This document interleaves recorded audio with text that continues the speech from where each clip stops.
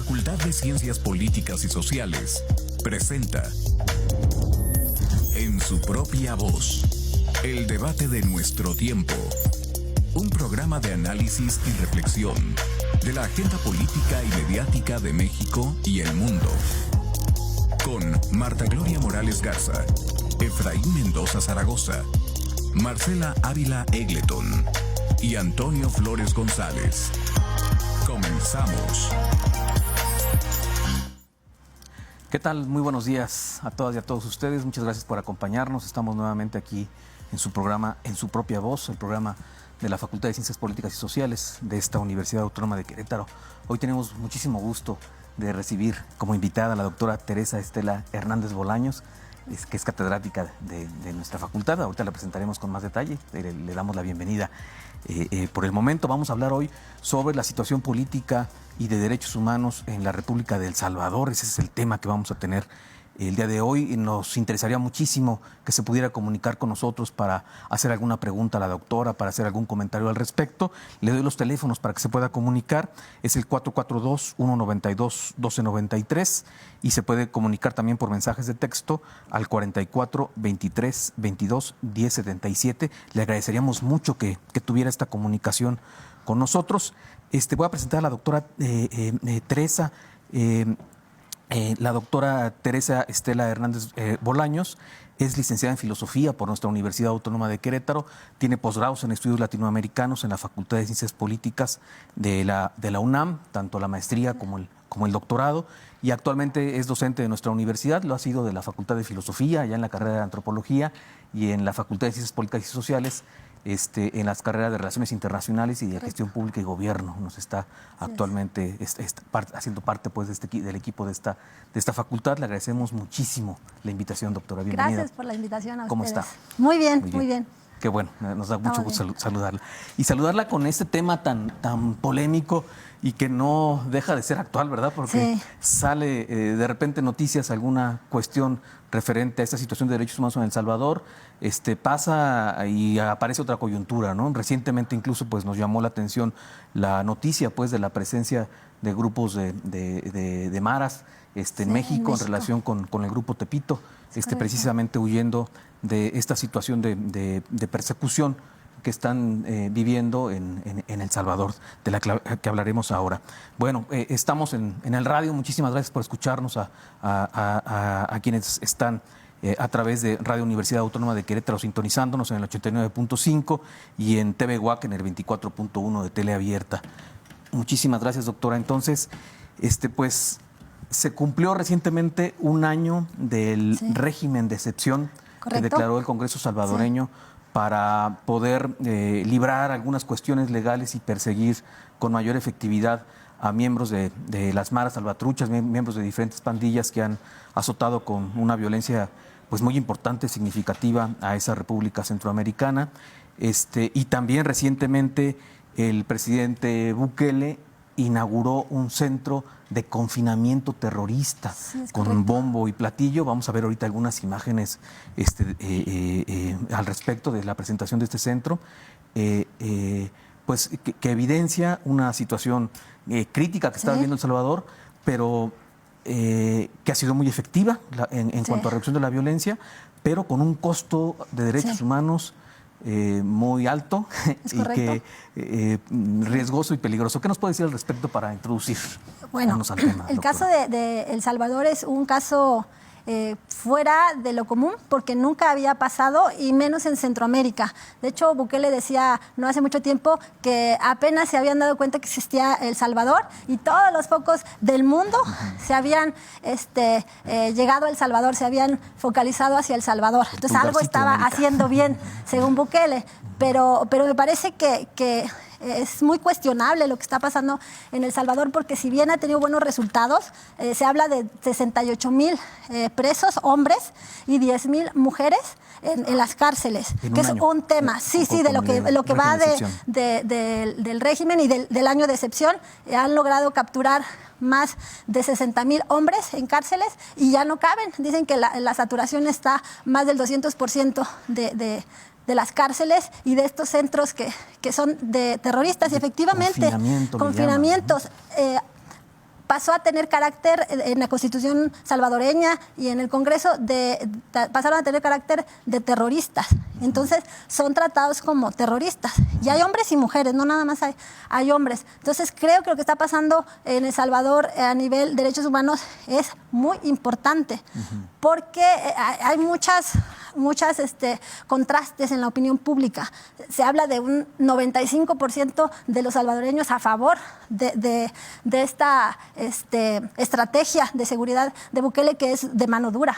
Y, sin embargo, hay mucha población salvadoreña, muchos ciudadanos salvadoreños que han sido afectados porque han sido aprehendidos sin pertenecer a ninguna banda de pandillas, y después los dejan libres, pero algunos no los dejan libres o se mueren.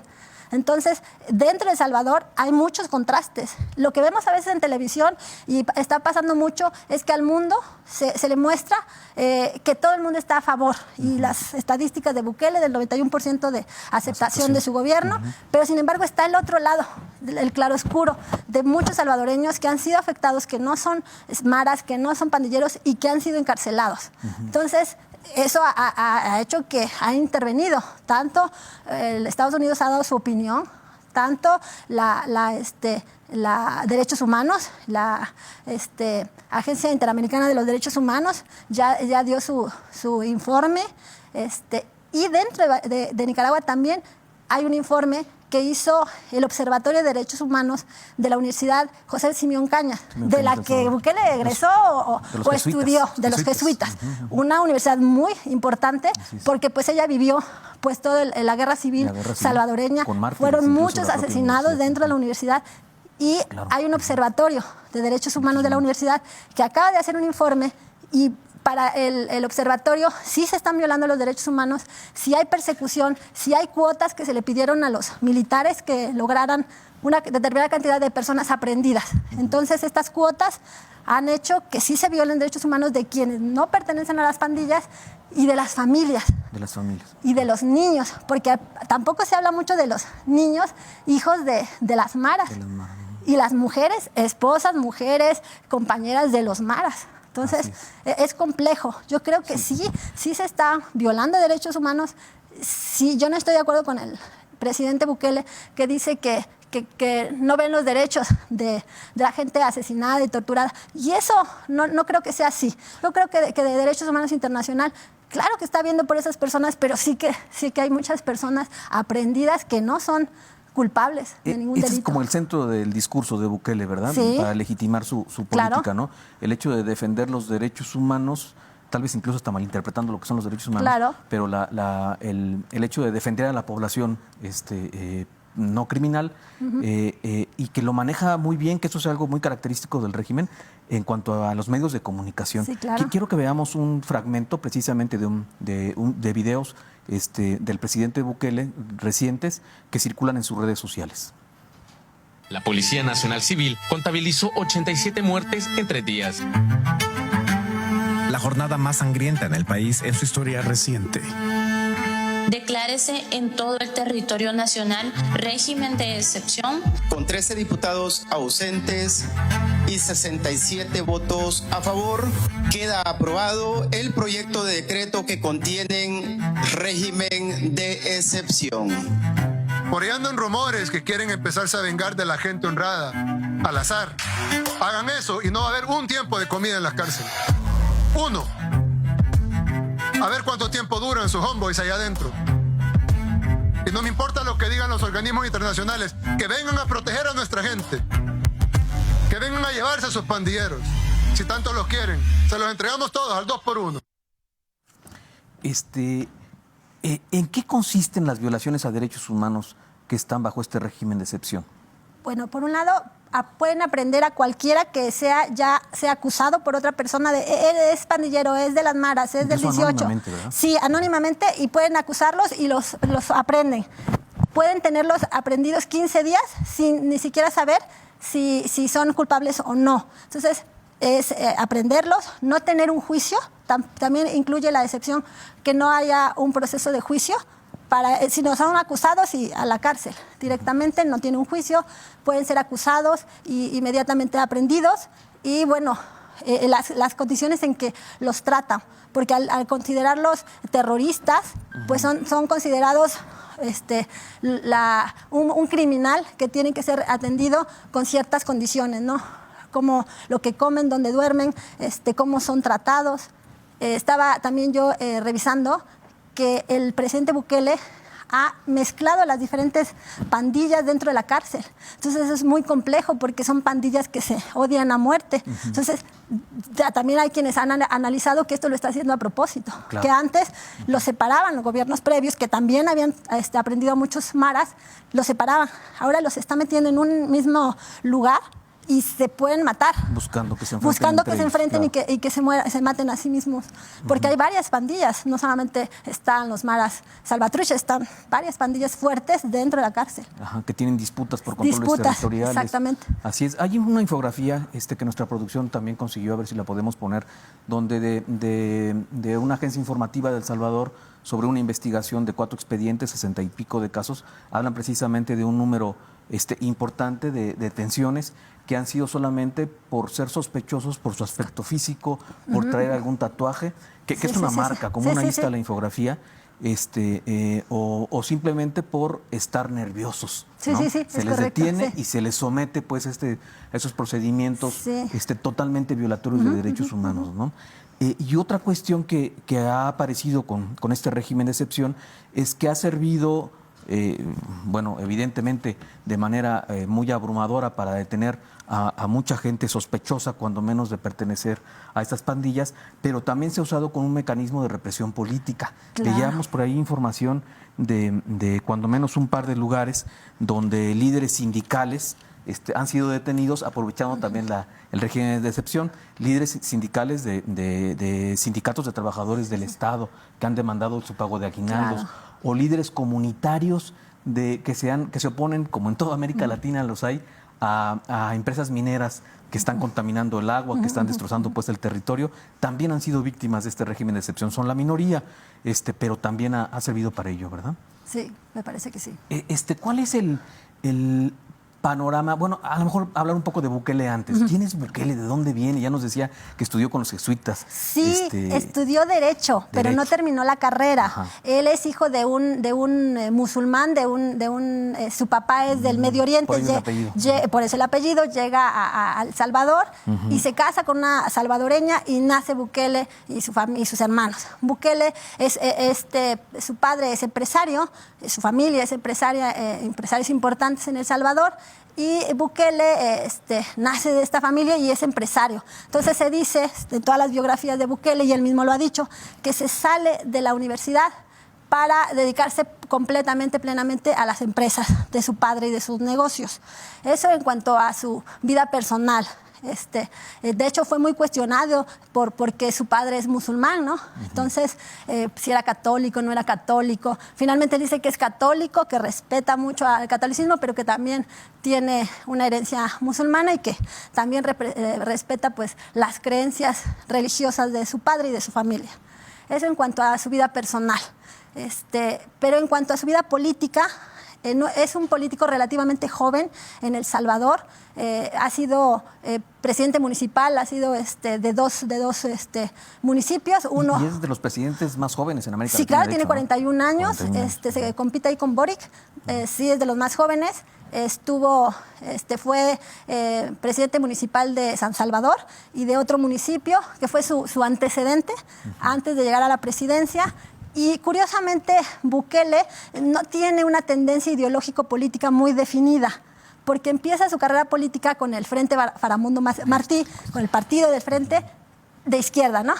Sí. Es el que lo lleva a sus primeros 2 funciones públicas como presidente municipal, y después para la presidencia de la República, ya cuando se lanza como candidato en el 2019, se va a un partido de derecha, de centro derecha se define, pero terminan eliminando al partido por ciertas irregularidades del partido, eliminan al partido y él forma su propio partido, Nuevas Ideas. Y con ese partido llega a la presidencia. Y con ese partido, es un partido de su propia organización es indefinida, porque se dice centroizquierda, a favor del mercado y cosas de este tipo. Entonces, el propio partido es indefinido. Se podría ubicar en un centro-derecha. En un centro-derecha. Y el mismo Bukele, difícil identificarlo, el mismo Bukele ha virado de la izquierda, de una izquierda salvadoreña del Frente Farabundo Martí, y se ha ido a la derecha o un centro-derecha bastante polémico también, porque es un gobierno, y él mismo lo dice, de mano dura. Entonces se ha ido radicalizando, se ha ido volviendo más radical y más duro. Hacia la derecha. Entonces ese creo que es Bukele. Ajá. A pesar de mantener incluso ciertos discursos de izquierda. Populistas sobre todo. Antinorteamericanos en algún momento. Tiene mala relación. Tiene mala relación con los Estados Unidos. Pero cada vez tendiendo más a la derecha, ¿no? ¿Y cuál es la relación con los gobiernos de Latinoamérica, con los gobiernos de izquierda y particularmente con nosotros? Bueno, con Venezuela se peleó. Entonces, digamos que Venezuela es el estandarte de las nuevas izquierdas que empiezan en el siglo XXI. Entonces, pelearse con Venezuela no sería definir su tendencia de izquierda progresista al estilo Venezuela, Bolivia, Ecuador. Sí, no lo es. Con México ha tratado de respetar mucho al gobierno. De hecho, hay un discurso donde él habla muy bien de Andrés Manuel, dice que es un ejemplo. Entonces, creo que la relación con México es mucho más amistosa, amigable y cercana que con el resto de los países de izquierda. O cuando menos no de confrontación. No ha sido de confrontación. Y él ha presentado como mucho respeto al presidente de México. Con Colombia sí ha habido por ahí. Con Colombia sí, con Petro. Y por eso digo que Bukele no es un presidente de nueva izquierda, no tiene esa fisonomía. Para empezar, porque él es empresario y piensa como empresario. Y definitivamente las raíces no viene de un movimiento social, de un movimiento político, de un movimiento revolucionario. Viene de una familia acomodada en El Salvador, empresaria, con una visión mucho más mirando a un neoliberalismo práctico en El Salvador, creo yo. En términos económicos, es una economía dolarizada desde principios del siglo, desde 2001, me parece. Correcto. Precisamente reforzada en el hecho de que una tercera parte de la población de El Salvador vive en los Estados Unidos, ¿no? 2 millones de salvadoreños, estaba revisando hace unos días, de 6 y pico millones que tiene actualmente en su territorio El Salvador. Entonces, pues el mantener el dólar como moneda de cambio, como moneda abierta, pues como moneda oficial más bien en El Salvador, pues les funciona económicamente. Pero también hace poco le entró a los bitcoins. Es correcto, sí. ¿Con qué resultados?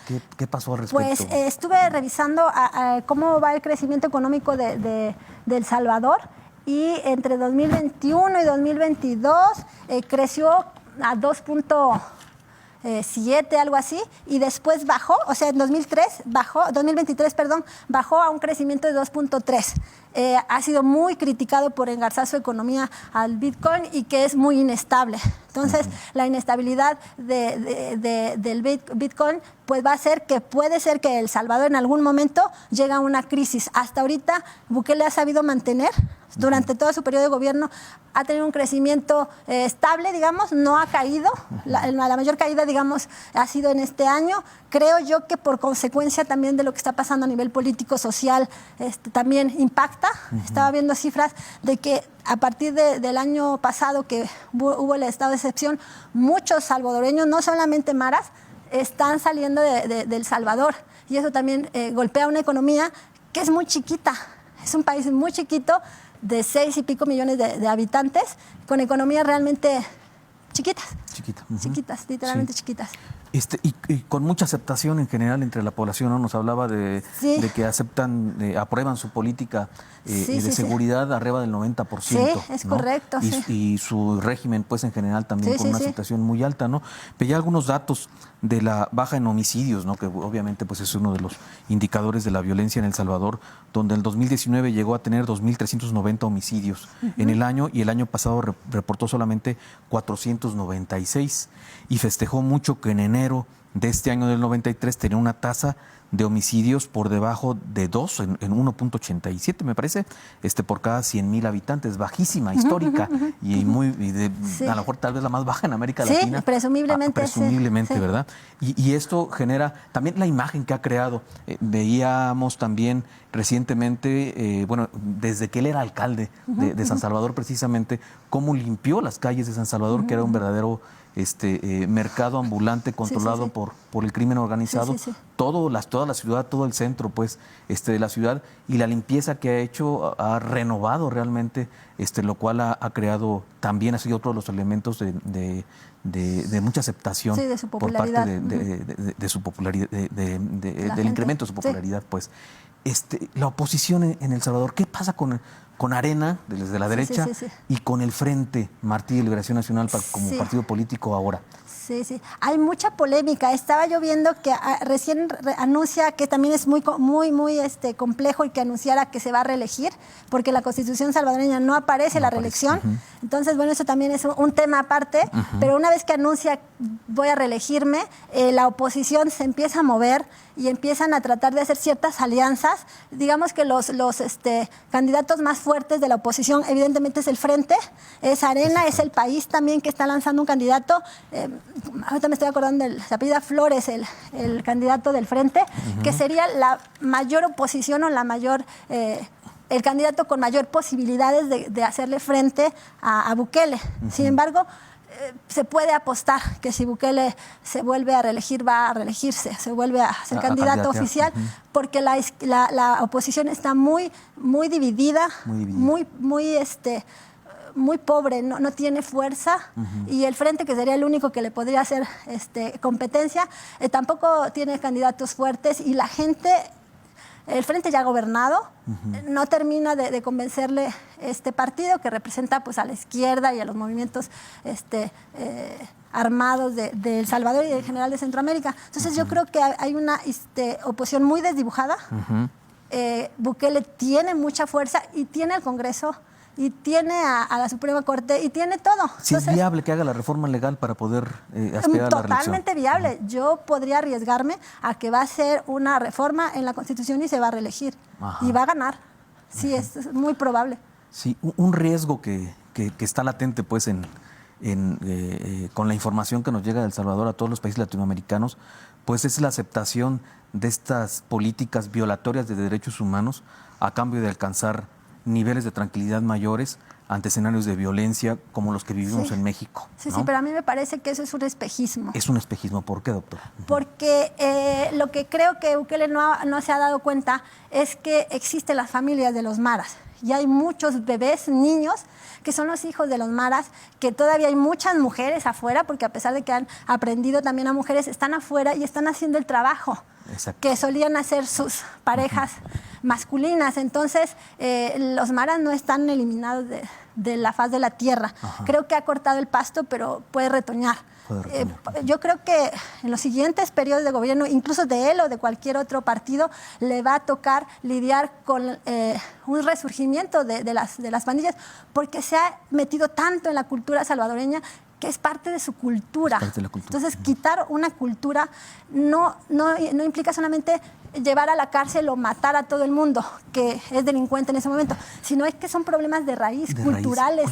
Y de lógica económica también. Sí, claro, ¿no? educativos, culturales. Que es más difícil de arrancar, digamos, y de lógicas económicas globales, una economía global. También. Ya no hablamos ahorita del origen de las maras y del origen de esas pandillas, que es un origen internacional también, y que ahora vemos también que en México están buscando. Sí, están llegando. Doctora, nos tenemos que despedir. Perfecto. Le agradecemos mucho su presencia. ¿Algo más con lo que quiera concluir? Pues nada más eso, que creo que El Salvador nos va a dar mucho de qué hablar todavía. Puede Bukele seguir dando otros 5 años de periodo de gobierno, muy probablemente. Muchísimas gracias, doctora. Y muchas gracias a todos ustedes por su atención.